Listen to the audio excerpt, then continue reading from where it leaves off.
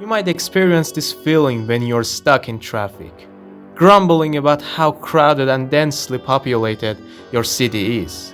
But have you ever wondered which city holds the title for the densest in the world? You might think of cities in China or India, or perhaps even New York City.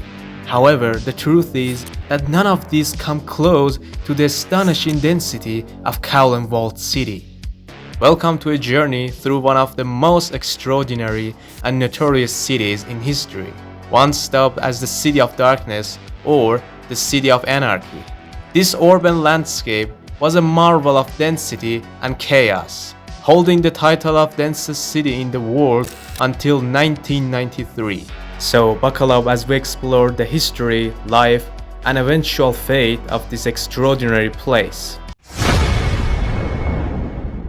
The Kowloon Walled City was originally a military outpost during the Song dynasty in the 10th century. Over the centuries, it evolved into a haven for refugees, especially after World War II. By the 1950s, it became a self-governed community, largely ignored by the Hong Kong government.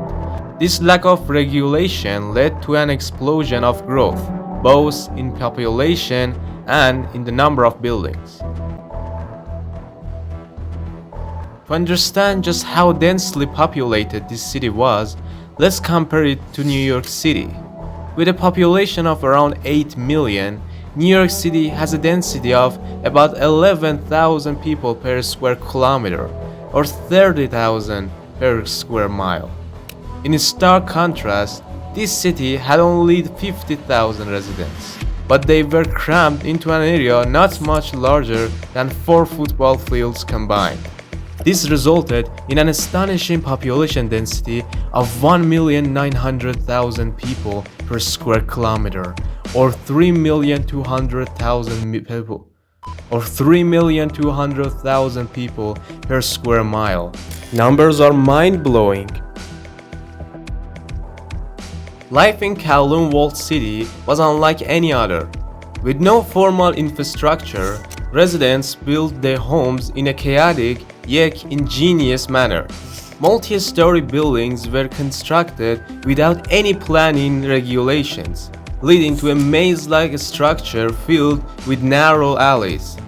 Despite the challenges, the community thrived. There were schools, restaurants, and even medical clinics, all run by the residents themselves. The Kowloon Walled City became known for its vibrant street life, or should I say alley life. And speaking of alley, navigating through this city was no easy feat. The alleys were less than 1.5 meters wide, making passage tricky. To make matters worse, sewage and garbage from upper levels would often end up in these narrow pathways. Residents had to carry umbrellas just to avoid the unpleasantness above. I don't know, but it just reminds me of the film Platform. Adding to the city's unique character, Hong Kong provided no services here. No police or army was willing to enter its chaotic realm. This absence of authority led to an environment where anything was possible. The lack of government oversight allowed for illegal activities, including unlicensed medical practices and underground businesses. You could become a dentist, a surgeon, or anything else you desired. There were virtually no rules to hold you back. Not to mention you could easily find any type of drugs in there, and it was completely normal. Renting a house in this city was remarkably cheap, just $5 per month. However, these houses were incredibly small, averaging only about 3.5 square meters. Living conditions were cramped, but for many, there was no other choice. I'm sure you have noticed the empty area in the middle of the city. Fortunately, this hole allowed residents to catch some sunlight back in the day. If you wanted to sunbath on the roof, you would not only have to deal with the surrounding garbage, but every few minutes an airplane would fly just a couple of meters above you. This city was near Hong Kong International Airport, which is why there were restrictions on building higher. What? Did you think they didn't build taller because they were concerned about the structural integrity? Meh. Kowloon Walled City earned a notorious reputation as the hell on earth, attracting curious tourists to Hong Kong who often sought to catch a glimpse of this infamous place from a distance.